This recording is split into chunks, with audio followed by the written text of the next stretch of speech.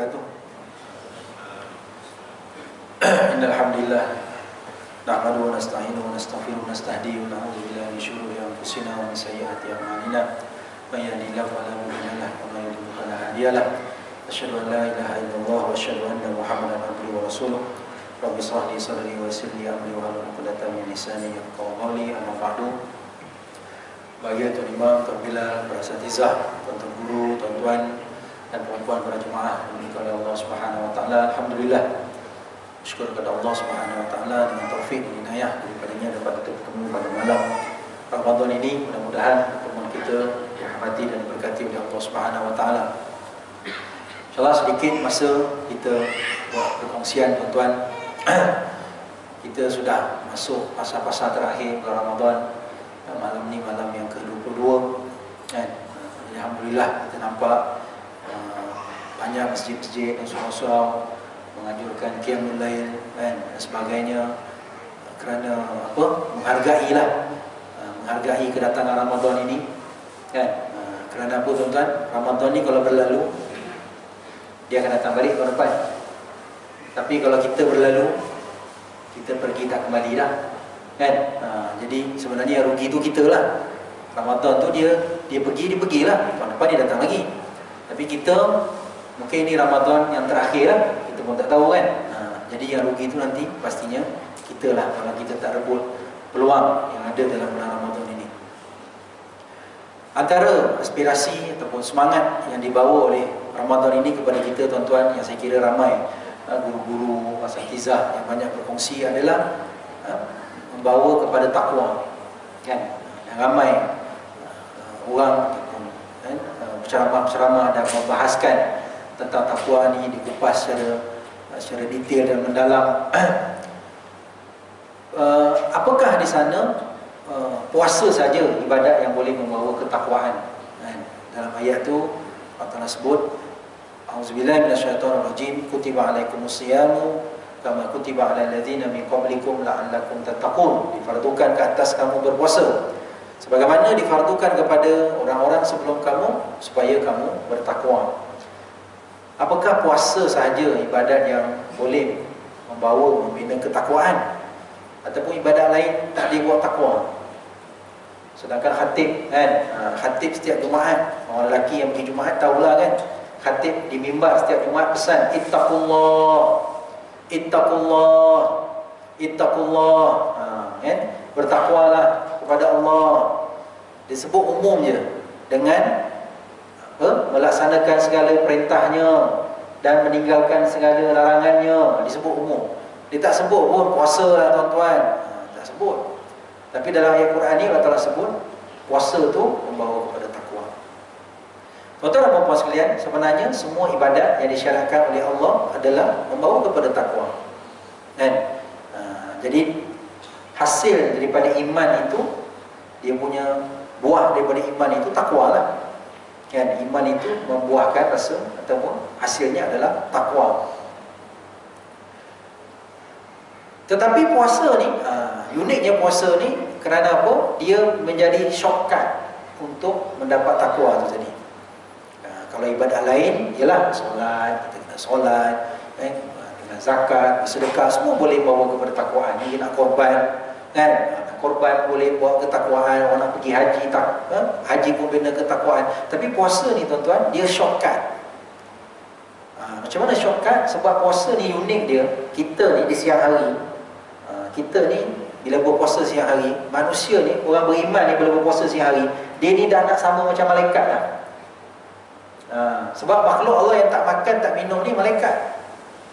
Yang taat kepada Allah 24 jam ni para malaikat.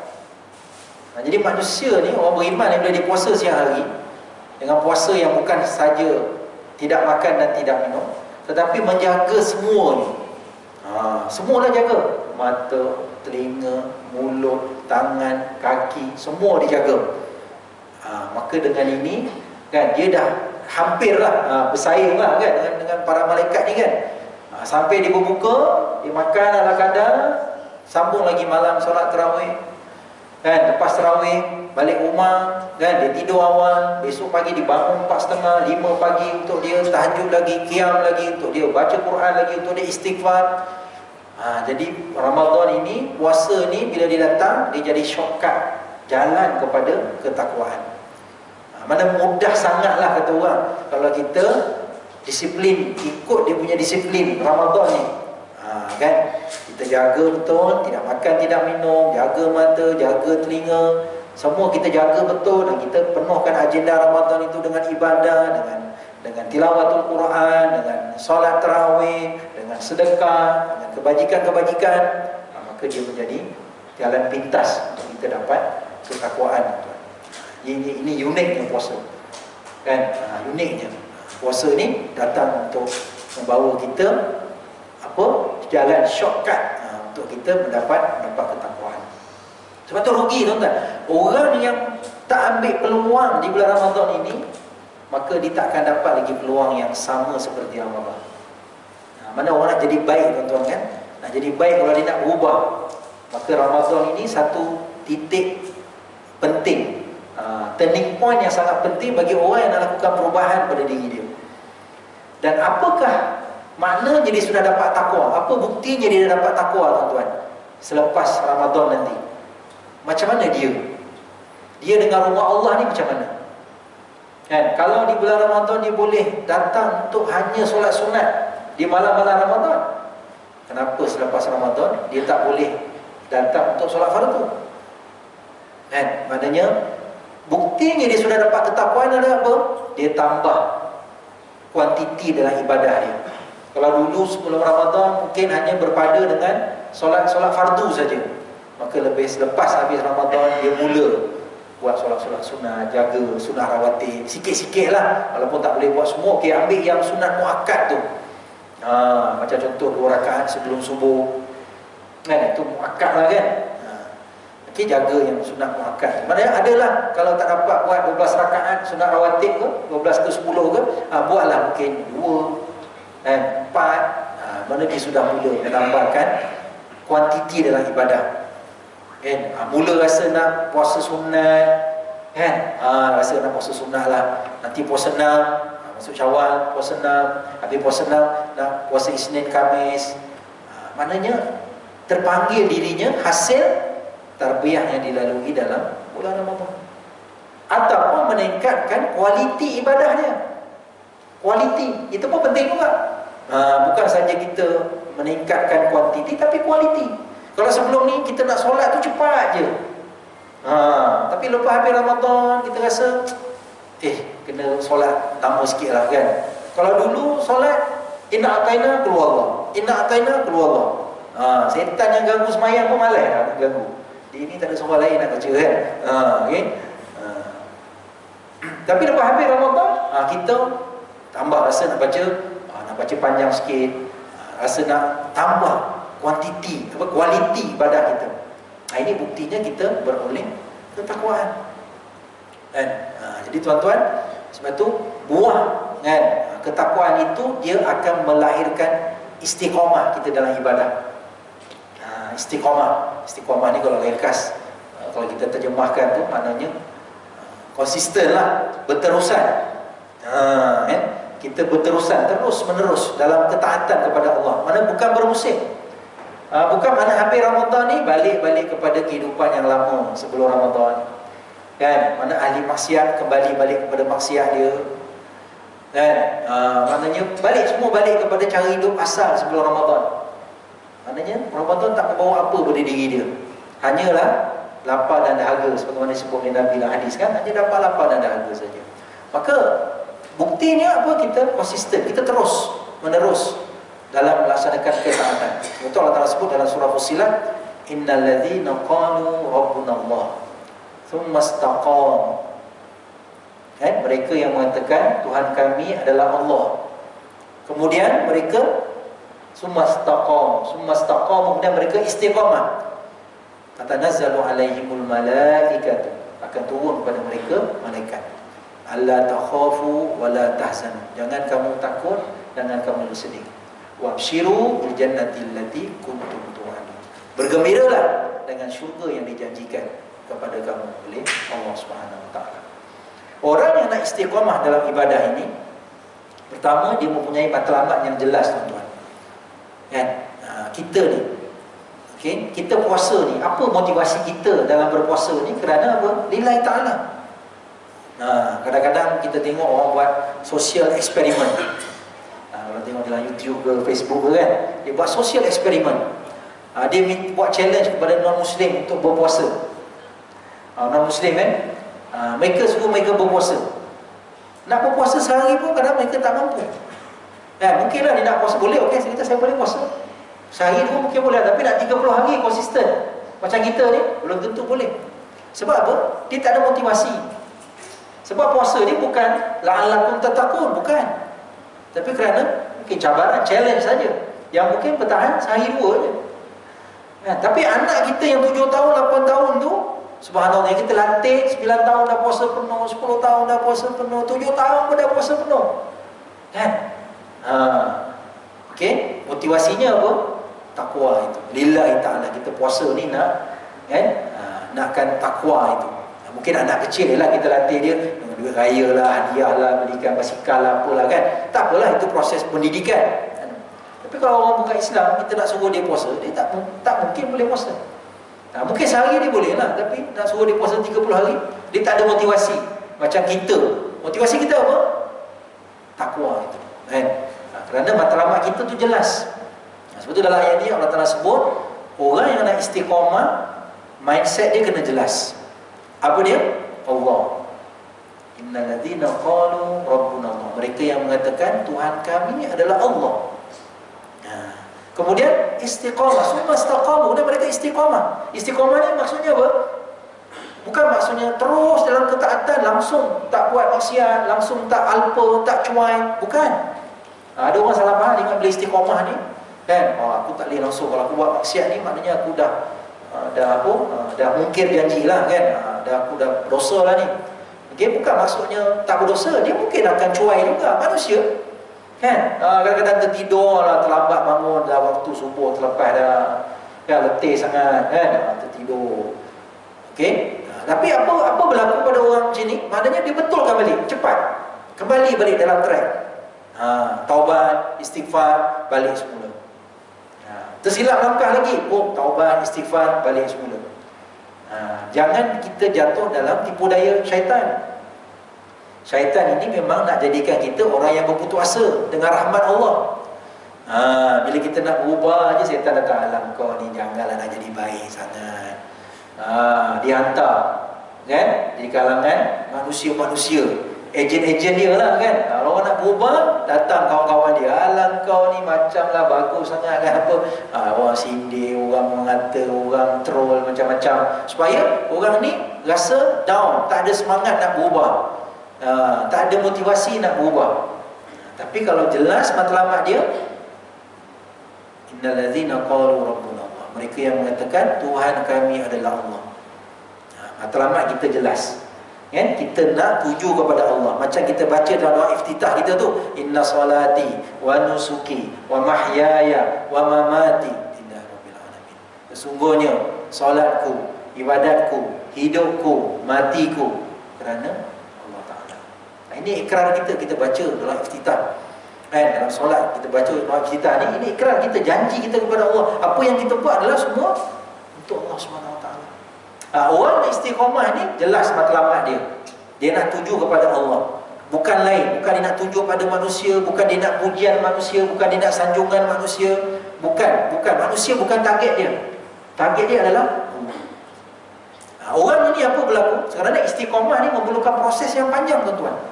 Konsisten, terus menerus, kan? Kita terus berjalan terus sampai umur kita, maknanya wa'bud rabbaka hatta ya'tiyakal yaqin. Allah Ta'ala begitu kepada Nabi Muhammad, wahai Muhammad, kamu sembahlah Tuhan kamu sampai kamu didatangi kematian. Al-yakin kat sini adalah mati. Sampai kamu dijemput Allah. Sampai itulah kamu istiqamah. Mana kita nak tengok macam Nabi lah. Terus menerus melakukan ibadah tanpa penat, tanpa putus asa, tanpa lelah, terus menerus melakukan ketaatan. Jadi kerana prosesnya yang panjang, maka kegembiraan tu akan datang waktu bila? Maka Allah Ta'ala sebut alla takhafu wa la tahzanu. Di saat mereka diambang kematian, maka mereka akan ada dua perasaan, sedih kan, dan takut. Sedih dan takut. Sedih apa? Sedih kerana mereka nak meninggalkan dunia, nak meninggalkan ahli-ahli keluarga mereka kan. Sedihlah kan. Mereka dah tahu dah, aku nak pergi dah ni kan, tapi jauh di sudut hati sedihlah. Akan tinggalkan isteri, anak-anak, harta dan sebagainya, semua akan tinggal. Wala takhafu, dan jangan takut. Ni ke depan ni memang kena ada perasaan takut. Betul lah, kita ni amal kita banyak macam mana pun, kita tak boleh sandar diri kita pada amal kan. Tak boleh sandarkan diri kita pada amal. Amal itu sebagai prasyarat saja, tapi bukanlah amal itu penentu pada kita ni masuk syurga kan. Penentu masuk syurga ni rahmat Allah, redha Allah. Dengan rahmat Allah lah kita masuk ke dalam syurga dia. Takut kita, takutlah. Takut-takut amal-amal yang kita buat banyak-banyak ni kat dunia ni kan, kita berpenat lelah ni. Okay? Takut-takutlah amal tadi tak diterima oleh Allah Subhanahu Wa Taala. Ada rasa takut. Maka Allah Taala kata, alla takhafu wa la tahzan. Jangan kamu takut, jangan kamu berduka cita. Wa abshiru, dan gembiralah. Ini malaikat rahmat turun ketika diambang kematian, malaikat datang. Kalau orang tu di kalangan orang yang soleh, orang yang kedudukannya syurga, diambang kematian tu dari nampakkan dah, ni laluan kamu, ni jalan kamu ni, okay? Ni track kamu ni, nak pergi mana. Wa abshiru bil jannati allati kuntum tu'adun. Ini masa bila dia dapat? Masa bila dia dapat khabar ini? Waktu dia diambang kematian. Wa abshiru bil jannati allati kuntum tu'adun. Bergembiralah dengan syurga yang dijanjikan kepada kamu. Jadi orang yang istiqamah ni, ini dia punya hasil yang dia akan dapat kan? Sebab tu istiqamah ni bukan senang tuan-tuan. Nabi disebut sampai beruban bila turun ayat perintah istiqamah kan. Allah telah perintahkan Nabi untuk istiqamah dalam surah Hud. Allah telah perintahkan Nabi untuk fastaqim kama umirt, istiqamahlah sebagaimana kamu diperintahkan. Jadi sampai Nabi beruban kan. Bila sahabat tanya, Rasulullah, apa yang menyebabkan Tuhan beruban ni? Maka Nabi kata, aku diubani dengan sebab Hud dan seangkatan dengannya, dengan surah-surah yang ada pesan-pesan istiqamah itu kan. Jadi istiqamah tu berat, memang berat kan. Sebab tu orang nak mula. Sebab tu lah kalau kita fikir balik tuan-tuan kan, kita mungkin sekarang ni kita dah selalu datang surah, masjid, apa semua kan, kita rasa dah ringan lah. Cuba kalau kita fikir balik mula-mula, masa kita mula-mula nak berubah, kan, kita nak membiasakan diri dengan satu kebaikan, cabaran dia macam-macam kan. Cabaran persekitaran, dalaman kita lagi kan, kadang setan datang memujuk, lagi waktu subuh nak bangun kan, tak payah pergilah kan, ni hujan ni kan, nanti basah, kereta baru je basuh semalam kawash kan. Okay? Macam-macam setan bisikkan kita. Okay, alah tak pergi pun memang ramai orang tak pergi, bukan kau seorang tak pergi. Tu haji tu dah 18 kali pergi haji dah, dia pun takkan pergi punya kan. Dia kalau kena hujan nanti dia demam, dia takkan pergi kan. Setan pun datang masuk kita macam-macam semua kan. Tapi kita lawan semangat tu. Jadi istiqamah ni bukan satu yang mudah kan. Memerlukan mujahadah, memerlukan apa kata orang, ilmu kan. Ilmu yang berterusan kan, motivasi yang berterusan. Jadi sebab apa? Sebab apa kita nak tadi redha Allah Subhanahu Wa Taala. Jadi tuan-tuan, ini saat-saat beberapa hari yang berakhir ni, hujung-hujung Ramadan ini kan, lagi menuntut kita untuk istiqamah kan. Mungkin tengok soft-soft di setengah-setengah tempat, kadang-kadang softnya dah mungkin kurang lah. Saya tengok soft surah ni masih lagi kat belakang, ramai lagi lah kan. Okay, tak tahulah, mungkin luar itu mungkin luar pun penuh kot. Okay, tapi biasalah bila dah hujung-hujung kan, ini pun dah mula lagu raya dah banyak kan, dah macam-macam iklan raya pun semua dah keluar dan sebagainya. Dah semangat tu dah mungkin kendur kan. Nanti pula kena pula orang kata Lailatul Qadar malam 25 kan. Kita pun dah tak ada semangat, dah lepas dah Lailatul Qadar, aku dah dapat dah dengan imam itu, dah 26 tak pergi dah tahajud semua Ada pernah raya sampai 30, orang lain buatlah, aku dah jumpa dah Lailatul Qadar dah. Lagi dah tak ada semangat. Kan? Jadi itu kita mindset kita kan. Okey, mana kita ni kata orang, kalau bahasanya tu ada Lailatul Qadar ke, tak ada ke, orang lain jumpa ke, tak jumpa ke, kita terus. Okey, sebab kita ikut sunnah Nabi. Nabi tak berhenti. Nabi tak berhenti bila Nabi dapat Lailatul Qadar, Nabi tak berhenti. Nabi tak keluar daripada iktikaf. Kan? Nabi tak balik rumah. Malam tadi dah Lailatul Qadar, aku balik rumah dulu kan. Sahabat-sahabat mana tak jumpa terus kan. Tak ada kan. Nabi terus iktikaf sampai 30. Sampai petang raya baru balik kan, baru masuk ke rumah lah. Jadi itu sunnah Nabi kan. Jadi kita walaupun dah katalah malam tadi kan, malam 21 kan, katalah malam tadi dah Lailatul Qadar. Kita tengok pagi tu nampak matahari lain sikit, apa semua hening je. Malam tadi dah ni confirm lah. Kan? Kita pun rasa tak payah pergi dah lah. Maknanya tak betul lah kita faham Ramadan tu. Kan? Kita ibadah ni mana? Follow Nabi lah. Macam mana Nabi ajar kita? Nabi kata cari 10 malam lagi. Maknanya kalau kamu jumpa ke tak jumpa ke, terus sampai 10 malam terakhir tu kita terus istiqamah. Kan? Terus tarawih pun masih ada, bangun tahajud juga kan. Sebagaimana kita buat pada malam-malam yang sebelum-sebelumnya kan. Itu baru betul kita ni istiqamah. Istiqamah. Dah habis saja Ramadan, kita terus lagi faiza faraghta fansab. Kamu selesai, bangkit lagi. Bukan rehat kan. Okey? Kalau kata puasa 6 kan. Puasa 6 pula. Okey, habis puasa 6, puasa sunat dan sebagainya. Jadi tuan-tuan, mudah-mudahan hari-hari yang berbaki ini Allah Ta'ala menemukan kita dengan malam Lailatul Qadar, malam yang baik-baik daripada 1000 bulan, dan mudah-mudahan kita mendapat keampunan daripada Allah Subhanahu Wa Ta'ala dan hadiah di pagi raya dengan kita diberikan sijil-sijil ketakwaan itu. Maka gembira kita pagi raya itu adalah kerana kita telah mendisiplinkan diri kita sepanjang Ramadan. Kan? Gembira kita tu bukan sekadar dari sudut material, baju raya ke apa ke kan, tapi yang lebih besar adalah roh kita ni, semangat kita ni kan. Kita rasa kita dah bermujahadah, kita seronok lah. Itu memang orang mukmin ni bila dia beramal kan, dan dia seronok, itu tanda orang mukmin. Kalau ketaatan dia membuatkan dia gembira, itu orang mukmin. Dan maksiat itu akan membuatkan dia berduka cita, itu mukmin lah. Orang mukmin lah tu. Maknanya iman dia benar lah. Tapi kalau buat taat ke, buat maksiat ke, tak ada rasa apa. Yang teruk lagi, buat maksiat pula seronok, boleh cerita kat orang pula, ni lagi bahaya ni, malapetaka lah ni. Kan? Jadi mudah-mudahan kita teruskan amal-amal soleh, dan mudah-mudahan Allah Ta'ala beri kita kekuatan untuk menyempurnakan Ramadan ini. Mudah-mudahan Ramadan inilah yang terbaik yang pernah kita lalui dalam hidup kita. Wallahu a'lam. Apa yang baik itu Allah Subhanahu Wa Taala, kekurangan itu tadi saya mohon maaf. Aku luka li hadza wastaghfirullahi lakum wa lisa'il muslimin fastaghfiruhu fa innahu ghafurur rahim. Assalamualaikum warahmatullahi wabarakatuh.